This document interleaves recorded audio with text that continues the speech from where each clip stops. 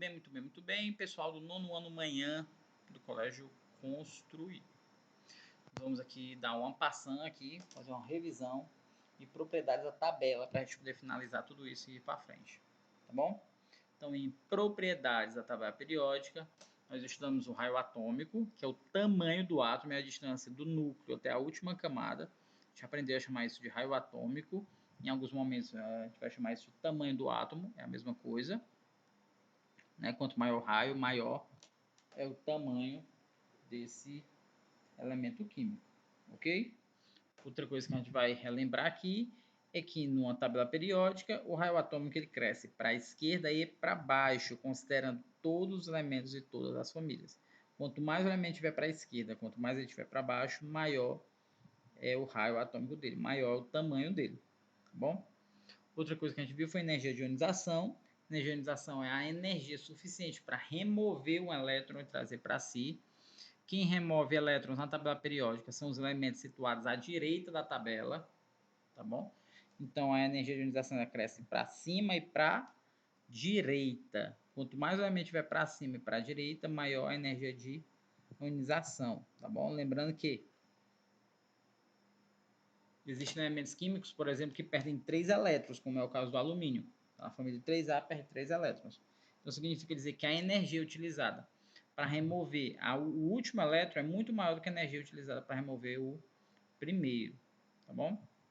A gente viu também sobre a afinidade eletrônica, né? O eletroafinidade, aqui está dizendo o que é. Eletroafinidade é a energia liberada quando um átomo isolado no estado gasoso captura um elétron, tá bom? De todas as propriedades, geralmente é que menos cai. Está aqui como é que ele se comporta na tabela. Eletronegatividade, né? A gente também já estudou, é a atração que o elemento tem por um elétron. E ela cresce para cima e para a direita, mas não considera os gases nobres. Quanto mais para cima estiver, quanto mais para a direita estiver, maior vai ser a eletronegatividade, maior vai ser a capacidade de ser atraído por um elétron. Significa dizer, então, que os gases nobres não participam disso. Aí a gente viu outras propriedades como a densidade, temperatura de fusão e ebulição. Quanto mais os elementos estiverem situados para o centro, maior será a temperatura de fusão e a temperatura de ebulição. De novo, quanto mais o elemento estiver situado aqui nesse meio, nos elementos de transição, maior será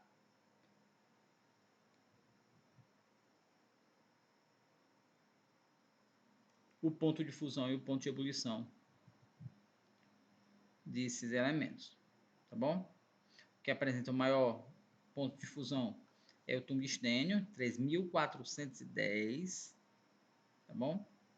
E o carbono pode formar estruturas com um grande número de átomos, né? O carbono ele pode se juntar várias vezes a outros carbonos. Ele apresenta temperatura de fusão de 3.550 e temperatura de ebulição de 4.287. Ok? Volume atômico ele sempre se comporta para baixo e para os lados. Quanto mais o elemento estiver para os lados e para baixo, maior o volume atômico dele. Tá bom? O volume atômico a gente entende na massa dividido pela densidade. Muito bem. E aí a gente chega nos exercícios, tá bom? Exercícios esses que nas outras aulas nós já começamos a resolver. Hoje vocês vão resolver testando conhecimento e aprofundando o conhecimento, tá bom? Essas são propriedades da tabela periódica. Vamos ver aqui algumas questões para a gente sair resolvendo. Então, por exemplo, aqui na primeira questão, você vai descobrir qual é a família e período de cada um, coloca em ordem crescente, ou seja, do menor para o maior, tá bom? Muito bem. Aqui, ó, você tem um elemento neutro, aqui você tem um elemento que tem perdeu um elétron, aqui tem um elemento que perdeu 2 elétrons.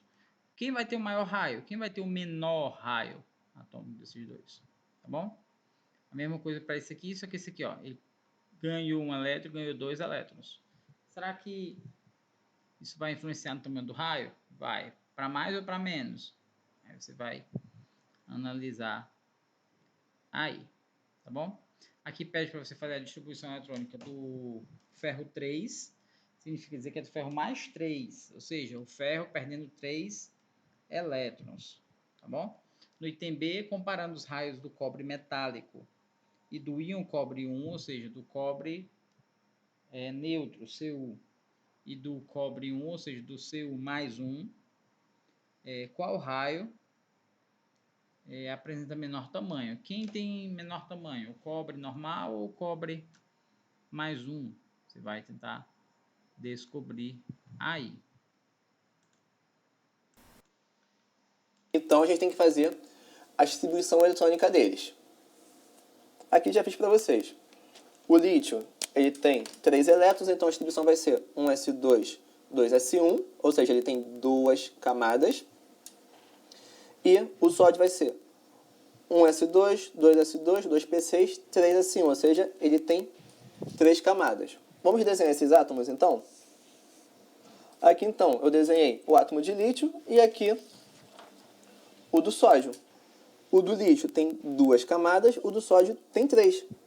Então, a gente pode observar que a distância do núcleo até a segunda camada é menor do que a distância do núcleo até a terceira camada. Então, o lítio tem um raio menor do que o sódio. Quanto maior o número de camadas, maior o raio atômico. Então, a gente tem o quê? Que o lítio vai ter um raio menor do que o do sódio. E se empatar o número de camadas, como é que a gente faz? A gente tem um exemplo aqui para isso, que é o cloro com o sódio. Fazendo distribuição eletrônica, nós temos o quê? Que o cloro tem 3 camadas e o sódio vai ter 3 também.